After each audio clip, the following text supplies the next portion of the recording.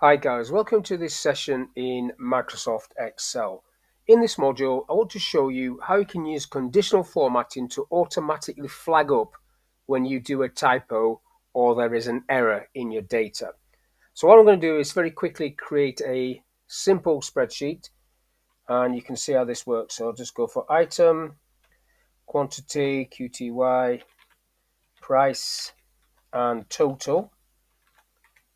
And then I want to allocate that across some different categories. So I'll go HR, admin, and sales, and then total again, like so.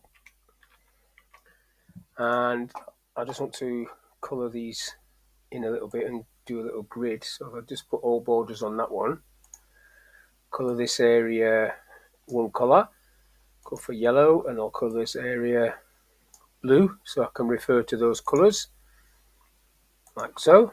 I'll make this a little bit bigger.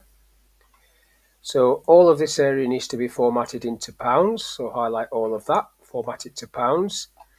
And then I need to do a sum function here that's just going to add up these three cells. So key command for sum is Alt and equals.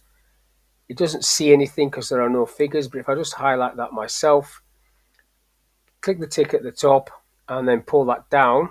So I get that there. And then this one just needs a formula to work out the quantity times price. So equals B3 times C3. Tick that and then pull that one down. You just get the pound signs. So now I'm going to buy some ink. I'm going to buy 10 packs at £10. So that should be £100. That's the first check.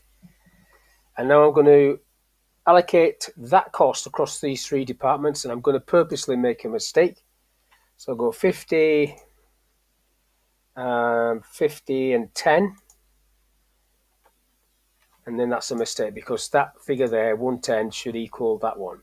So what I want to happen is this cell here, I could have done it on this cell, but I'm going to do it there. I want that to go red to tell me I've made a mistake. So that is conditional formatting, which is on the home tab. Conditional formatting, and then down to manage rules. And this box comes up and I'm going to select new rule. And the one I want for this little example is the formula option.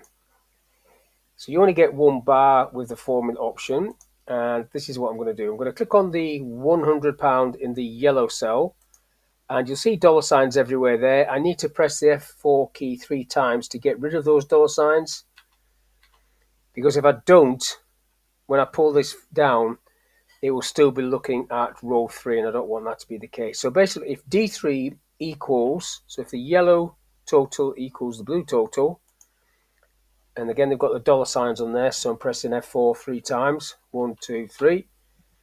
So if that's true, that's good. So that can be green. I want the fill to be green, not the font. So green, OK, and then OK to that. That's the first one done. Now, the second one, new rule, formula option, same thing. Click on that. Click on the £100 on the yellow cell. You press your F4 key 3 times to get the dollar signs off. Now, if it's not equal to, I want it to be red. So the symbol for not equal to is the less than and greater than sign together like that. So if D3 is not equal to H3, again, I need the dollar signs off on that one. 1, 2, 3, off. If that's the case, format red. OK to the red. OK to the rule. OK to this. I don't need to do a third one. It's either true or false. True. If it's not true, it's this. One of them's got to be true. Click OK to that. You don't need to do apply unless you're going to go do another one. So just OK. It goes red, and if I pull that down, the others, because the dollar signs have been taken off, should be green. So I've made a mistake. I now need to correct that. If I type 40 there, that will go green. So if I type any figures, so if I buy some more ink, I'll buy 5 packs at £10. So that's £50. It's gone red now because I haven't allocated it across, so I need to do that.